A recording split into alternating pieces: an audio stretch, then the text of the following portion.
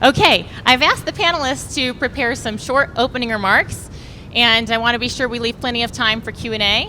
So I'm going to go down the line in this order, starting with Professor Bottum or Jody. Go ahead. The instruction to give you some opening thoughts was accompanied by so many warnings to keep it brief that I really didn't prepare all that much. But what I would like to suggest is we are at such a peculiar moment. Now, in a lot of ways, there's been some small respite on the American campus. We are not in as bad a situation for free speech as we were 2 years ago. There's been some retreat of this woke orthodoxy that's bashing us down. I am a maximalist of free speech, which also puts me at odds with some of our conservative friends. But it seems to me that the entrenched bureaucracies that took over many American universities tended to enforce their decrees more on the left than on the right 2 years ago. We're seeing some attempts to do the same on the right, which annoys me. But it strikes me, I want to say this precisely, it's like a ratchet wrench. I don't know, some of you are builders, you know a ratchet wrench. You can turn it in both directions, but it only bites in one direction, right? So we can push back, but we don't turn the wheel at all, and then it gets pulled again, and it's only going in one direction. The American university is in peril. This, I cannot express sufficiently my anger about this. This is this multi-billion-dollar temple at the heart of culture that we built on a medieval model and with that collegiate Gothic architecture that naive American architects thought represented Oxford and Cambridge. And it was this wonderful, naive, silly thing that we built. It had its scoundrels, it had its people taking advantage of their students and of the kind of free ride that the professoriate got. It was silly, but it was also wonderful, and it kept us tied to the past. It kept us tied because we thought education meant knowing some Latin and having a grounding in the greats of Western civilization. It kept us tied to the past in the sense of a general idea that being intelligent was a moral obligation for those capable of doing it. And over these last 30 years, the ratchet keeps biting against it.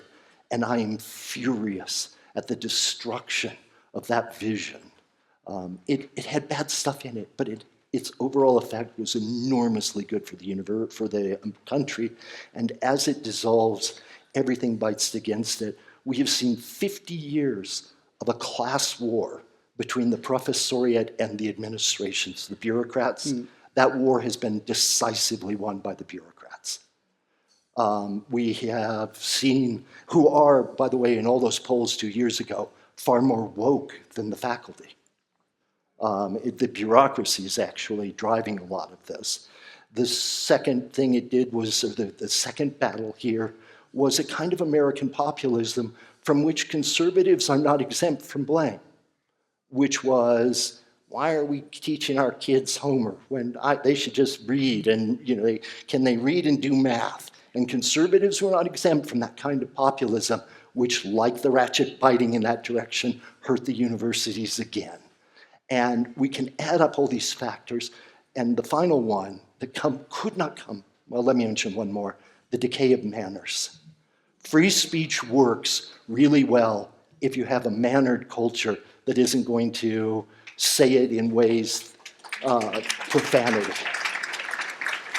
And here, at the weakest moment of American universities ever, we get artificial intelligence. That's just like taking that ratchet and turning it 5 more times. And the university, which, as I said, is a temple at the heart of this culture, is about to fall down. And that should frighten and anger us all. Yes, I'm suitably frightened and angry. But I have been suitably frightened and angry for a long time, and especially because my university, Harvard University, is setting the example for some of these negative utilities in our system. So in 2023, the Foundation for Individual Rights and Expression, FIRE, published its annual college free speech ratings. And guess what? Harvard University came out at the absolute bottom with a rating of 0.00. I'm not sure why they needed the 0.00, but this was, for some of us, a wake-up call, but others of us weren't very surprised.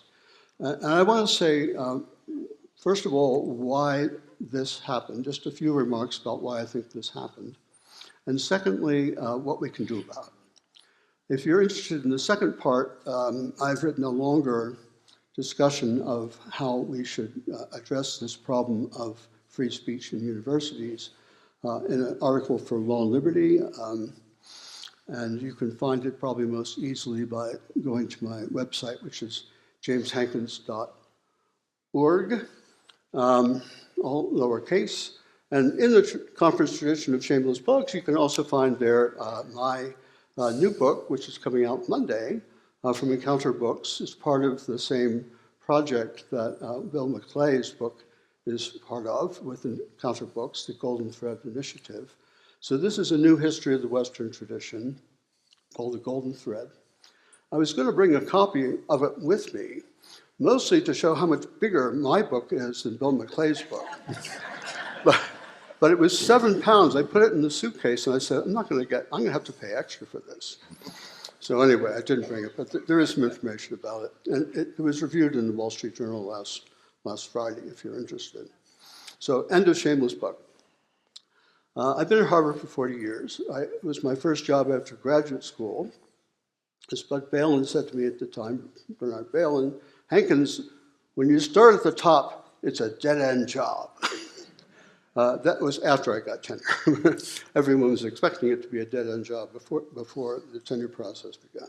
Anyway, so one of the first things that happened to me when I went to Harvard is a friend of mine, military historian, the last military historian of Harvard, took me into the Memorial Chapel. And in Memorial Church, there's a Memorial Chapel where nobody goes. And it has on the walls hundreds of names who are the soldiers who fell in the First and Second World War, Harvard students. And at one end, there's a kind of altar with the Harvard banner and the banner of the United States of America crossed like this, okay? So this is what Harvard was like when I got there.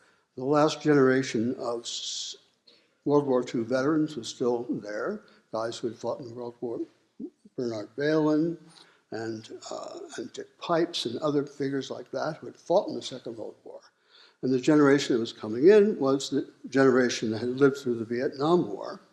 The older generation, unquestioned loyalty, patriotism, love of country. The new generation was not that way. They're much more questioning of America. So in the intervening years, I ran the undergraduate program in history at Harvard.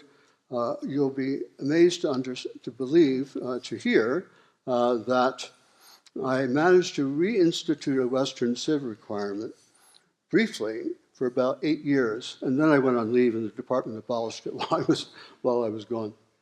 But we did have a Western Civ requirement for a while. I used to teach a course on how to do research. And we studied history of Harvard because Harvard had 150 archives, and I said students should go to the archive and learn how to do research. And I found out a lot about Harvard in that process. One of the things I found out was that the great Harvard endowment was not built by a few $1 billion thrown at Harvard by foreign millionaires. It was built by people like you, people in this room who gave relatively small amounts to the university, and over time they built this enormous endowment. And they did it because they loved Harvard, they were dedicated to what it was doing. And breaks my heart to see, to see how that all the things that people worked for at Harvard are. See, I'm not angry, I'm upset. Sorry. I will compose myself. It breaks my heart to see how all those things that people built are being destroyed. All right. I'm sorry. Excuse me.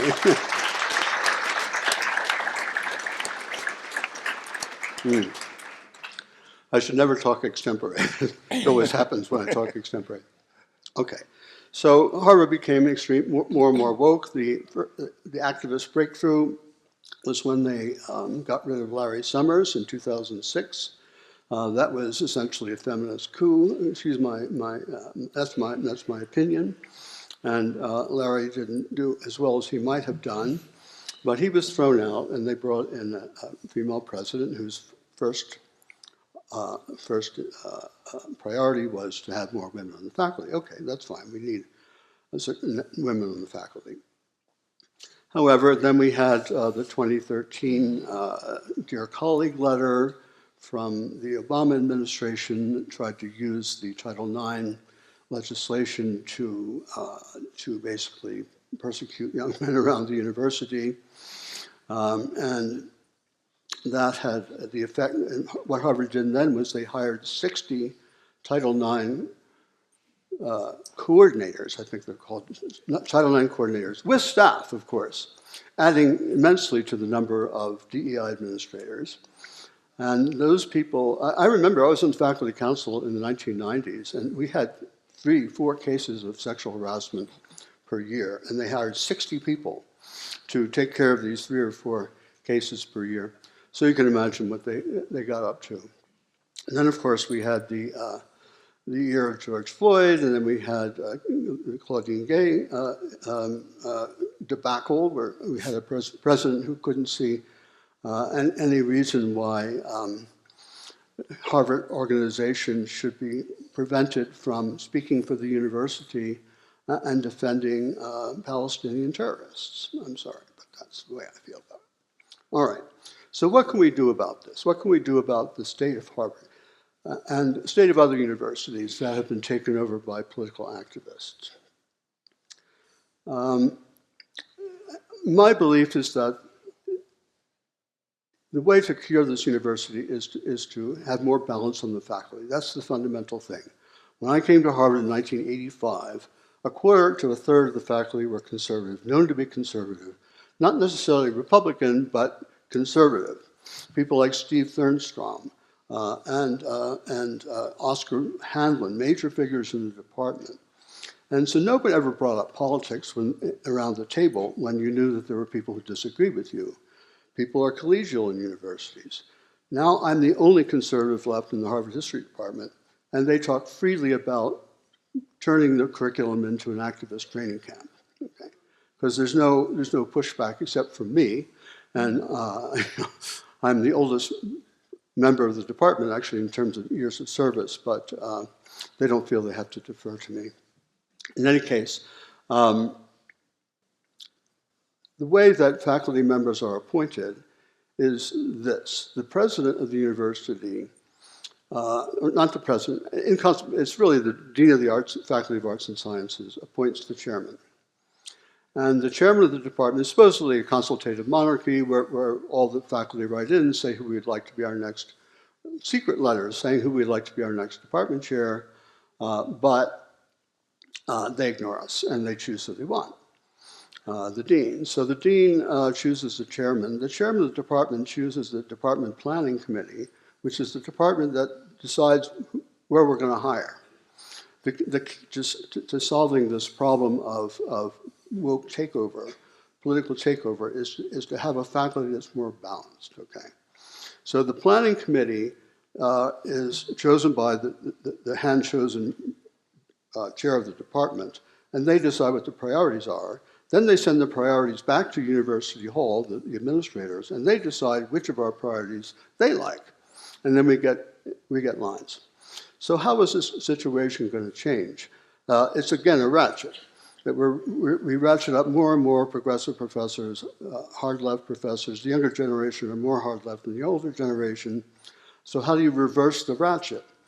As I say, I wrote a long article about this in Law and Liberty, but my idea is that one thing that university administrators still care a lot about is ratings, where they stand in the ratings.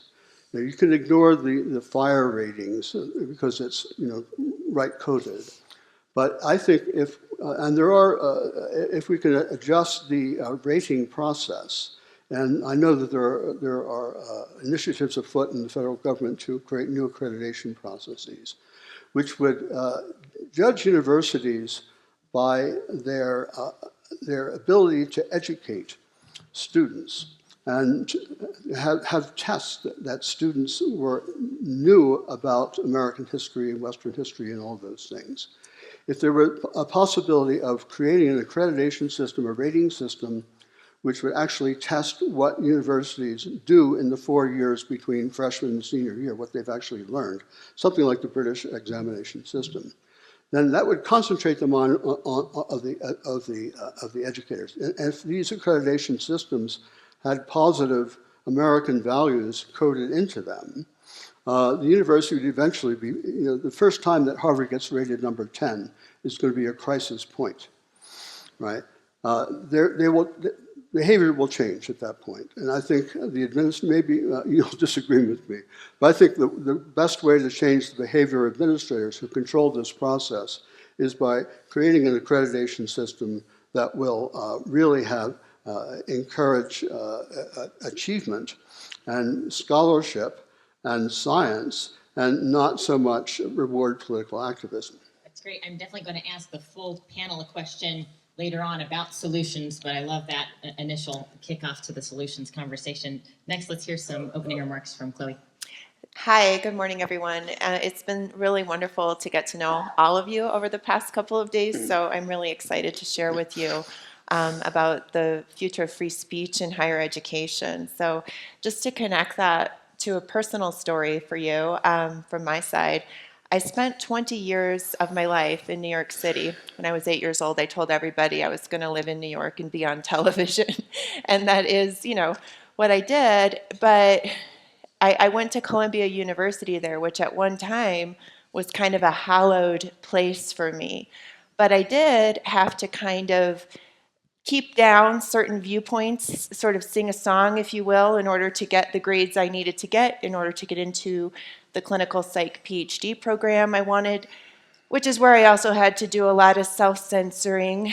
And then, of course, as my business grew and I was getting a lot of media attention, which was great for the business, all that TV I wanted, but I always knew that there were certain things I just couldn't say. I never said anything that I thought was untrue, but I always knew that there were just certain things I just better not say. And that worked fine for me until COVID, when, and now I'm going to cry, they wanted to mask my then 3-year-old son. And that was the red line for me. I fled to Florida. I fled to the free state of Florida. Thank you. And that I felt safe for my family, but as a clinical psychologist, I said, how could it be that no other psychologists are talking about the harms of masking children like this? Almost as a public service announcement, I felt I needed to speak up about this. So I wrote an article, shared it with some colleagues to say, am I missing something? How come nobody else is talking about this? Is there something wrong with what I wrote? They said, no, this is all correct, but you shouldn't share it because it could keep people from masking their children. And so I said, okay, this is crazy. So I went ahead, I shared the article. Dr. Jay Bhattacharya picked it up. All kinds of great people picked it up. I found it.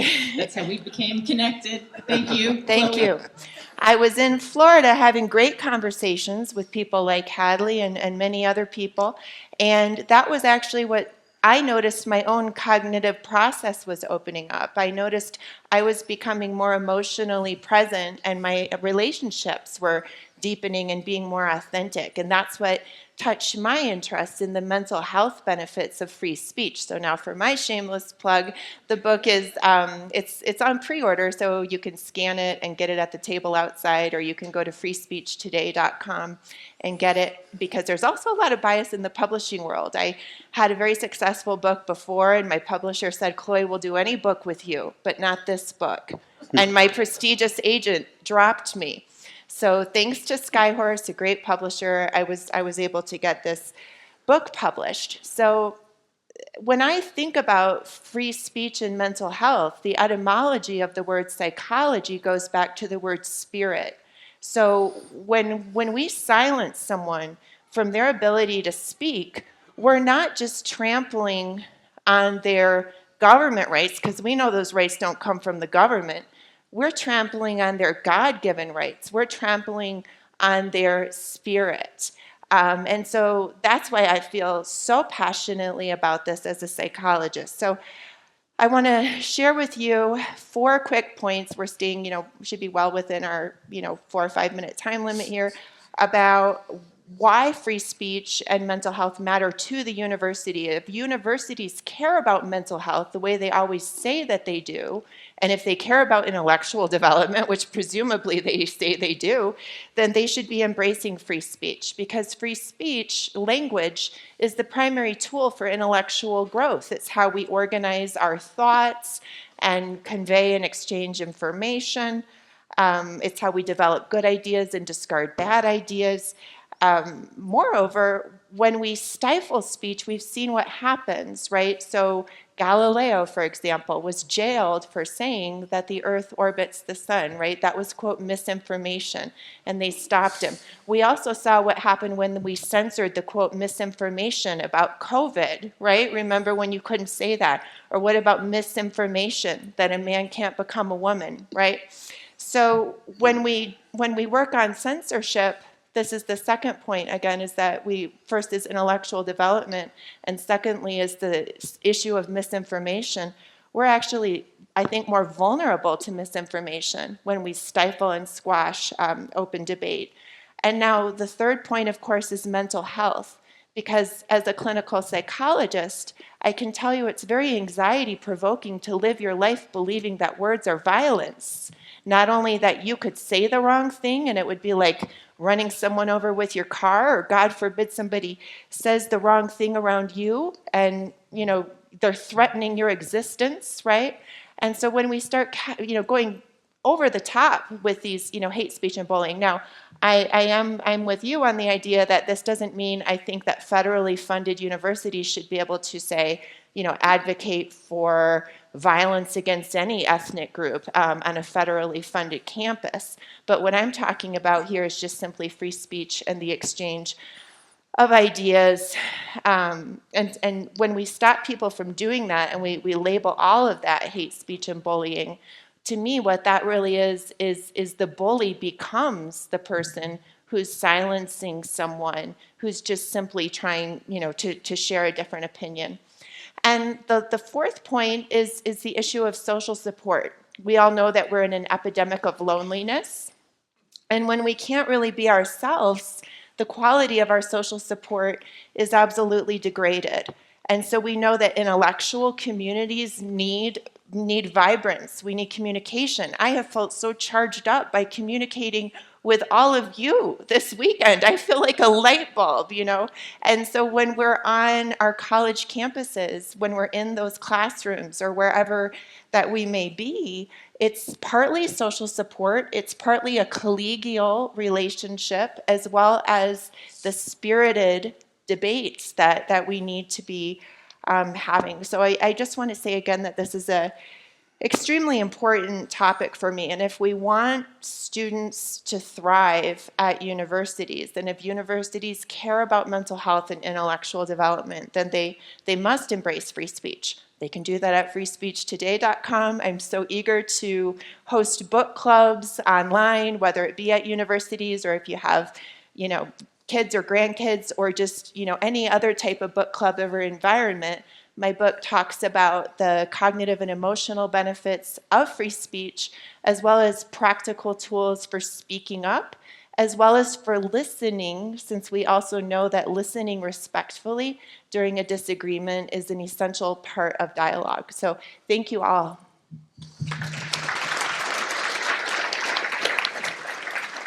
Yeah. Thank you so much for joining us, and thanks to Jennifer and Hadley for organizing all of this and for including me. Hadley told us to limit our introductory remarks to 4 minutes, and I think what we just learned is that if you're a university professor, you're congenitally unable to do that. I mean, 4 minutes, dude, I mean, that's what it takes me to clear my throat. Anyway, because I write about the history of universities and schools, and because I also write about free speech, especially since October 7th, 2023, journalists have been calling me just to get my take, like, what's going on? What have we learned about campuses and free speech? And here's what I think we've learned. We're all Marxists now, but not in the way that you think. Not in the Karl Marx way. We're definitely not that, okay? I teach at the University of Pennsylvania. Half of my students go into finance or consulting. If I'm a Marxist, I'm a really bad one. And I should be fired, not for being a Marxist, but for being a bad teacher. So I'm not talking about Karl Marx. I'm talking about a Marx that was much more important in my own family lineage. I speak, of course, of Groucho Marx. And it was Groucho Marx who most famously said, if you don't like my principles, I've got others.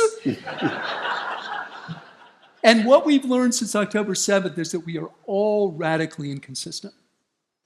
The party on the right that had been saying, I think correctly, that universities were engaging in cancel culture and in all sorts of ways, implicit and explicit, encouraging people like our panelists to bite their tongues, those same people have become cancelers and are creating codes and rules about what you can say. But it's not just the implicit kind of social pressure that she received. This is, as Mao said, out of a barrel of a gun, right? It comes from the state. That is, the government is defining anti-Semitism and is threatening to penalize people who say things that it thinks are anti-Semitic. Now, I'm a Jewish person, and I will tell you that there has been anti-Semitism on our campuses. But I'm also, like you, a lover of freedom. And I will not allow anybody to define that in a way that allows them to tell you what's hateful. I will not abide by that. I think the right is absolutely correct that this trope of hate speech has been used to muzzle them. Well, if you love freedom, don't do it to somebody else, period. Now, on the left, equal amounts of hypocrisy, possibly more. All right? This is the same team that was telling us pre-October 7th that speech is a form of violence and that we need to limit it, especially to protect the delicate psyches of different members of the campus community. Now, when it comes to, from the river to the sea, Palestine must be free, they've gone all ACLU on us, right? They're civil libertarians, and they're saying, no, we have a right to free speech, and we have to protect that. Now, let me be clear. I do think that speech should be protected. I understand and sometimes agree that it could be anti-Semitic, depending on who's speaking and who's listening.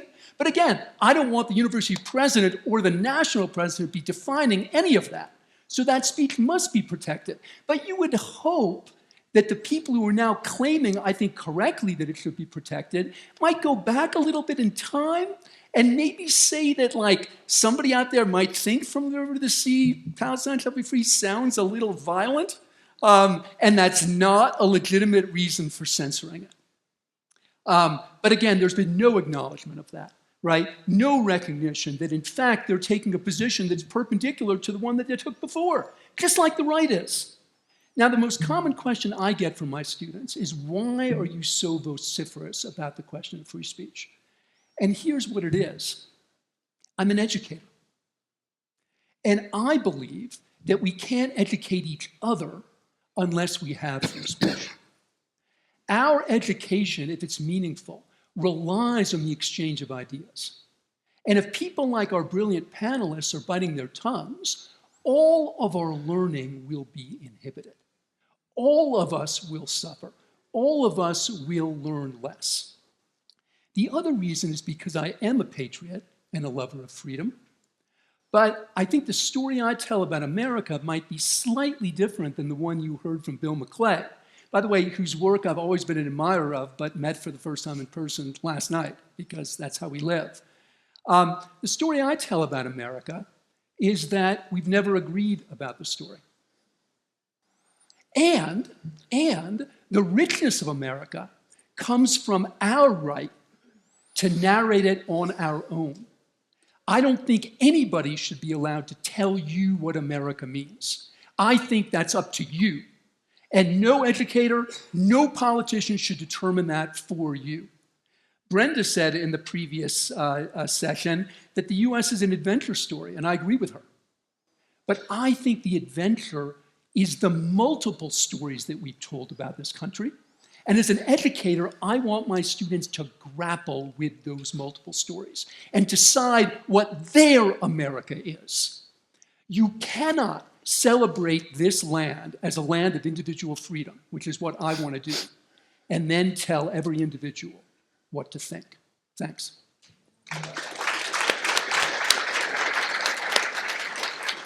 Thank you. Before I jump in with a couple questions, are any of the panelists just itching to respond to something that someone else said? I have something for, wow, boom.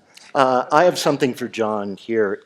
I take this, I sketched this out in An Anxious Age, that book of American religious sociology I did. But I performed a little test some years ago where I would say, especially to young people, but also to average middle-class people, name me something beautiful. And the first response I almost uniformly got was, well, different people think different things are beautiful. And I'd say, fair enough, fair enough. But what's beautiful? And the second response would be, well, everybody has a right to their own opinion. And I would finally, in anger, say, so use your damn right and have an opinion. But they had been so well trained in the tropes of politeness at its best, of kind of diffidence at its worst, that they had a knee-jerk reaction against actually having the opinion for which they had been trained to say everyone has a right to their own opinion. You say, in perfect parallel, that you tell your students you get to make your own story out of the American past. You get to invent yourself. And what do they take from that? They don't, because what we teach is not necessarily what they learn. And what are they going to take from that? My fear is they're going to take from that exactly what these people who piously intone that everyone has their right to their own opinion, they're going to intone a lesson of intellectual and moral relativism out of that, instead of a lesson of speaking up and standing up and being eccentric, of being yourself. John Stuart Mill in On Liberty complained enormously about the dying of eccentricity in Victorian England. Fitzjames Stevens replied that a man claiming there's insufficient eccentricity in Victorian England is like a man crying drought in the middle of Niagara Falls. And this is, we need to encourage that and not this lesson of diffident relativism. I take Jody's point. I think it's a really good one. And I don't think intellectual pluralism should absolve you from taking a position. And I don't let my students do that. I demand that they take a position. But I don't feel like an informed view is truly informed unless they've engaged with these different stories, unless they've really confronted the pluralism of America. I don't think it should absolve them from taking a position at all. And I'm taking a position now, by the way, in favor of pluralism. Just saying. I have a little itch as well. I would just say, I think when it comes to, you brought up the issue of Palestine and Israel and, what people say on campuses. I think that Elise Stefanik's interrogation of campus presidents, when multiple presidents from formerly prestigious universities, all declined to say that calling for the genocide of Jews would be a violation of university policy, given multiple efforts to acknowledge that this would be a violation of university policy, that they all declined to say that. And so I think that that's why there's a lot of scrutiny on phrases like globalize the intifada. And when we see, students literally being chased into the attic at Baruch College, for example, and there's a difference, I think, also when we're talking about free speech on campus, again, where you have federally funded, situations versus, what's legally allowed to be said anywhere. So for example, as a woman, if somebody wants to go out and say, I think women are stupid and they shouldn't be allowed, to do this or that or the other thing, I fully support their right to say it. As a woman, if I'm on campus and there's a federally funded school-sanctioned group that's advocating for, women to be abolished from campus or from society in general, I just think it's an important distinction that we have to acknowledge there. Yeah. Jim? Yeah. I have a brief comment about everyone having their own interpretation of the American past. So I have an architect friend who says, architecture is an art, but you have to keep the rain out.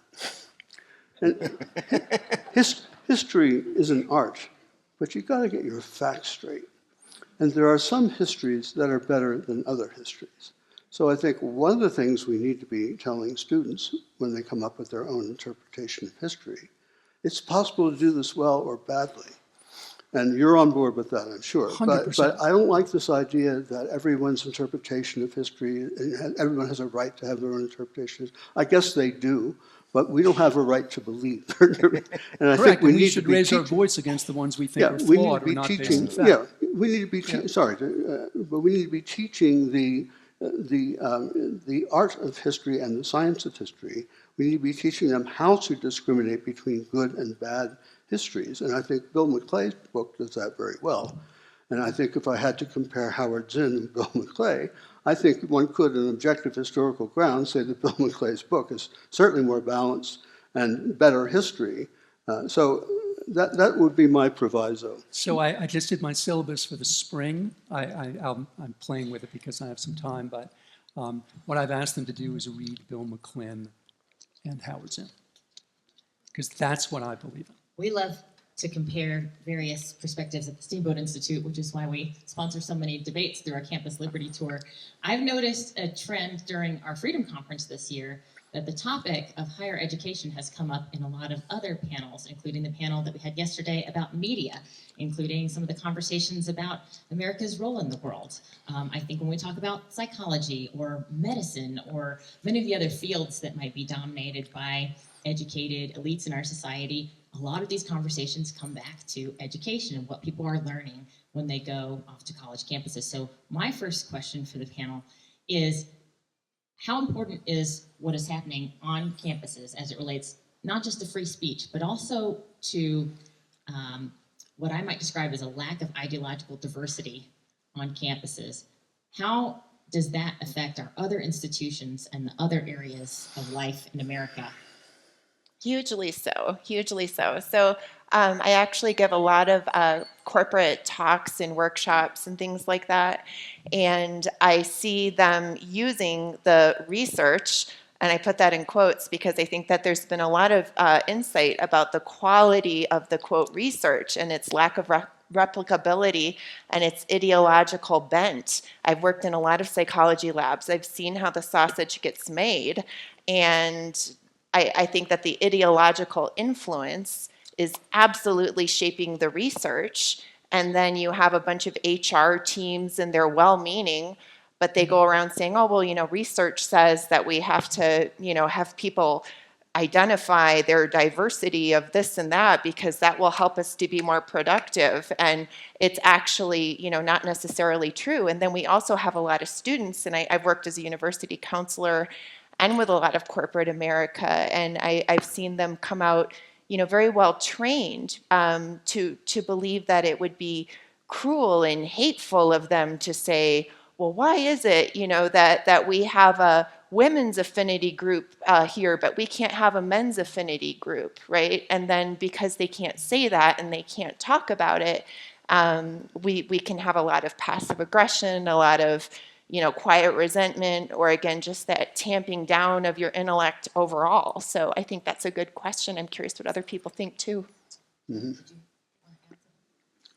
Yes, in terms of the effect on the wider society, I had a colleague, Steve Thernstrom, who's a very distinguished American historian. I mean, one of the first people really to do serious quantitative history. And Steve, a few years after I arrived, 3 years after I arrived, he was found guilty of doing history. He was teaching a course in the southern United States, and he wanted his students to understand what it was like to experience the slave system from the point of view of the slaver, right? And he is a person of impeccable liberal principles who would never approve slavery for a second. And that was absolutely clear throughout his course. But he decided he would read from a planter's diary. And apparently, we didn't have the word trigger yet, but we did have the word uncomfortable, right?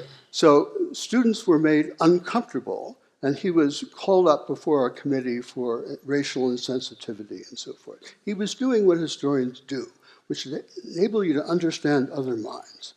So in my view, the purpose of a liberal education should be to make you profoundly uncomfortable, right? If you've gone through 4 years of education, you've never questioned anything, you've never been challenged, you've never modified your ideas, there's something wrong with that, right? And that's what I think this sort of cancellation does. It makes people unwilling to change their mind. It makes people unwilling to get inside the heads of other people and understand them, even people who you find repulsive. And now everybody finds everybody else repulsive, surprise, surprise, right? Because they have never made the effort. And this sort of cancellation, I think, has had a general influence in our society where people simply are unwilling to try to understand the other person's point of view. Yeah, I mean, look, I share all of Jim's outrage about that episode. I knew Steve and Abigail Thernstrom, and that was outrageous. But if you go and read the New York Post coverage or the Journal's coverage, Wall Street Journal, of Muhammad Khalil, one of the things you'll see is that there were complaints in classes he was in by other students who said, lo and behold, you can't make this up, that dude is making me uncomfortable. And I have no doubt that he did. Just like I have no doubt that the people in Steve's class were in some ways felt uncomfortable. But once that becomes the rubric, once that becomes a barometer of what can be said and thought, then speech and education are just over.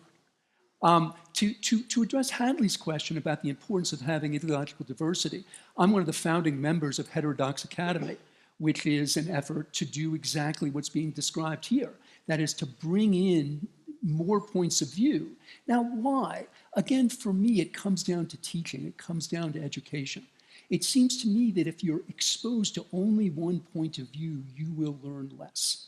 And this is the problem. John Shields, who's a friend of mine at Claremont and was actually my daughter's undergraduate mentor, he had a great piece in the Wall Street Journal recently about a good use of AI, which is he and his colleagues used AI to scan 27 million syllabi, something you could never do without AI. And his question was pretty simple. If you assign Ta-Nehisi Coates, are you assigning, Michael Fortner, who's criticized Coates? If you assign Edward Said, are you assigning, say, Ian Baruma or somebody else who's criticized Said? And the answer was no. So that's a ripoff, dude. Like, that's a ripoff of our students. If we're only exposing them to one point of view, no matter what that view is, we are miseducating them, period. Because our time is short, I want to move to the solutions question because several members of the audience are curious about this as well. What can be done? What should be done? Do we think that there are potential solutions on the horizon that could improve the culture on college campuses when it comes to free speech, when it comes to the free exchange of ideas? Well, you mentioned changing the rating system. I'd like to hear from other members of the panel if they have suggested solutions as well. Go ahead, Chloe. Yeah, I mean, I think it's really important to have an ally. So, for everyone, I'm sure we all know a young person who's going to an institution like that right now. And I think that there's a certain amount of preparation that we can do of saying, okay, you're probably going to encounter this type of ideology. Let's read the university policies about, quote, hate speech, discrimination, open discourse. Forewarned is forearmed, metaphorically, obviously here, but learning those things in advance, and then having a few friends in your class so that if you do decide that you want to bring up to a professor that you have a question or a concern about being able to share a certain viewpoint, would you feel safer doing that with a friend with you, or maybe chiming in class knowing that somebody else is going to chime in and back you up a little bit. One last thing I would just say about it is if you have a young person in an institution like that, and for whatever reason, I've been there where they just feel like it's really not the time and place for me to do this, I think of that actually as a form of abuse, again, as I said, just from a psychic sense, when we crush someone and tell them that they cannot speak. And one of the best things you can do in a situation like that is to find a place at least where you can say what you really think. Because if you don't do that, you risk going from suppression, which is where you consciously stop yourself from saying it, to repression, where it kind of stops occurring to you because you've been going to that class in that institution for so long, to denial, where you kind of don't even remember, and then to groupthink, where you're the one irrationally zombie walking and signing, these, policies and things. So at the very least, to have allies and to be informed. Jody, your description of the ratchet wrench was pretty pessimistic. Do you have any solutions that you could get behind, or that you think might? Courage is the main thing. One of the most extraordinary events, really, of small public events in my lifetime was the firing of the editorial page editor of the New York Times for the sin against which his junior staff rebelled of publishing an op-ed of presenting an opinion held by the majority of Americans from a sitting U.S. senator. And he was fired from the New York Times because he published that, because the junior staff all rose up and said that that's violence against us, it makes us feel threatened. And, when I was young, the gray hairs in journalism, when I didn't have the gray hair, but they did, would have said, if you'd gone to them and said, I feel really uncomfortable, I feel threatened, they would have said, maybe journalism is not the profession for you. And there is a kind of moral authority, of a kind of, I want to compare this to the junior officer corps of the Japanese army before World War II, who shamed the senior generals. They were much more violent, much more warmongering, even assassinated senior officers. This junior corps, they were all Buddhists, not Tibetan peace Buddhists, but the more other lines of Buddhism, as a rebellion against Shintoism, which they thought as the past, right? The Buddhism was their forward-looking thing. The kind of moral authority, the inability of the gray hairs to stand up to them, is a perfect parallel, maybe less violent, but a perfect parallel to the kind of moral authority that got ceded to these youngsters who were ill-educated and miseducated and entered these mainstream institutions and turned them all into the common room at Wellesley College. And that's not what industry is, that's not what business is, and that, by God, is not what adulthood is. And we need to stand up to it.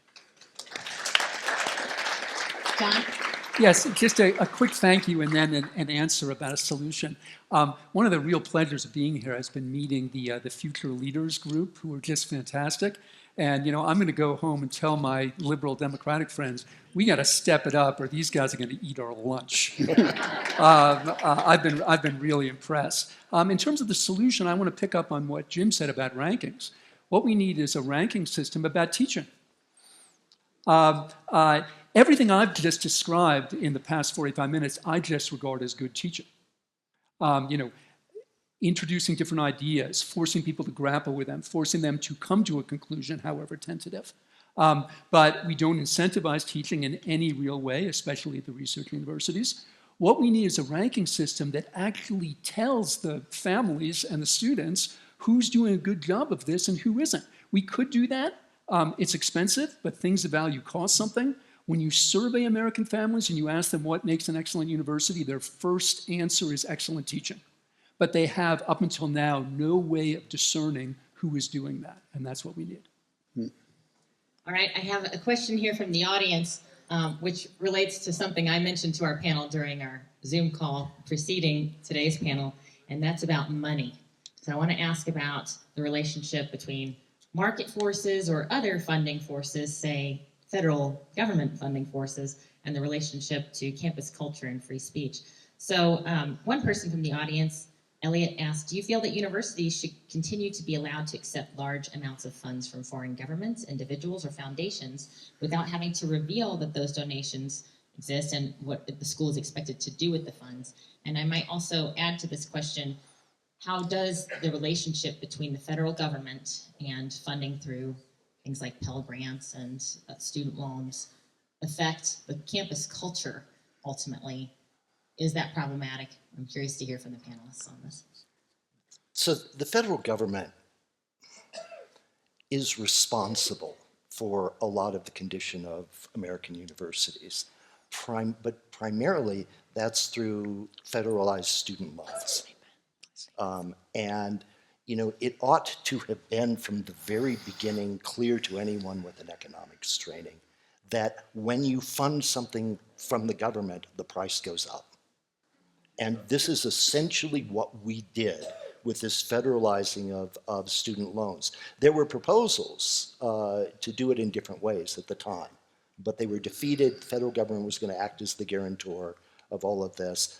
The price of tuition's gone up massively. And you know where that money went? To the massive growth of the bureaucracy, which at many schools now massively outnumbers the teachers. But I've now seen Stanford and Yale listed as schools that have more administrators than they do undergraduate students, right? And that growth was financed by you through the federal guarantees of the student loan programs, And why did we do it? We did it in a pious belief, which I think never got questioned. Maybe it's true, but it never got questioned, that a college degree is the marker of the middle class. And we wanted to elevate people into the middle class. We wanted to establish the middle class. At least the founders of these programs did. It was never, actually, the question was never asked, do you get a college degree because you have the virtues of the middle class? Or will getting a college degree give you the virtues of the middle class, which is to say, a certain sense of savings, of household ownership, of the rest of the things that we would put into those categories. We never asked that question. As a result, we simply dumped all this money in, I think far outweighing any kind of foreign emoluments that have come to the universities. And we paid for it. And the bureaucrats won the war in part because they had the money. Right? It didn't go to the faculty, it went to the administrations to spend. And that has helped create the situation that we're in. And the solution to it, I'm not sure, unless we stop believing that a college degree is the necessary check mark you need in order to get a job in adulthood. I would agree as well. Elliot, that's such a great idea that was embedded within your question, wherever you are, Elliot, whoever you are. But that if schools that are taking federal money are also taking large donations from foreign governments that may even have an ideological motivation, to interfere with our, quote, education of our students, of course they should be required to disclose that. If they're taking federal money from all of us, I think that's a great idea. And as for the Pell Grants, Hadley, like you mentioned, first of all, I think we're all starting to question the wisdom of Pell Grants for underwater basket weaving, right? And then also, if we're going to be subsidizing that for the sake of, quote, careers, What about truck drivers? What about HVAC company that they want to start a company for that? If the government is going to have some kind of a education job fund, why limit it in particular to universities, and why not attach accountability as far as what that's actually doing for our economy and our society? Yeah, so private universities get their money from endowment, from alumni, from outside contributions, many of them foreign, and from the government. The government at Harvard's about 15%. So a few years back, Harvard decided that it was going to start taking money big time from foreign donors, Chinese and Indian primarily. And that allowed them to shut the door on their alumni donors, and they even took away the rights of students who were in final clubs, single-sex final clubs, because they never liked them. So they changed the sources of funding to be more foreign billionaires and fewer alumni. I think it should be exactly the reverse. That the alumni are the ones who've been to the university, who care about the university, who love the university, understand its mission, and the university, there should be some way of changing that dynamic. More alumni, fewer foreign donors. John, thoughts on money? Yeah, I mean, I appreciate the question. I think it's a real issue, but I think it's also an issue across our political culture. I mean, how many think tanks in Washington, D.C. take money from foreign governments? One of the things I admire about AEI, the American Enterprise Institute, is it explicitly doesn't, but lots of think tanks on both the right and the left do, and I think it's fair to ask the same question about them. I'm also glad that Elliot brought up the question of international students, because it hasn't arisen yet. Obviously, it's a much contested one, the whole question of visa applications and everything. But there's one dimension of the story that hasn't come up among us freedom lovers today that I think should, which are the free speech rights of the students who come over here. So ProPublica did a big expose about this a couple of years ago. But students, for example, from China, which was mentioned, reported that they're afraid to speak up in class because they don't know who's listening. Right. They're afraid that somebody is going to report them to their government back home. There are some Chinese students who, when they register for classes, look to find classes that have no Chinese names, right? Because then you know you won't be spied on. I don't know what to do about that, but if you love freedom, that is unacceptable. If they have TikTok on their phone, then I can tell you who's listening. Thank you so much to our panel. We've had a wonderful discussion.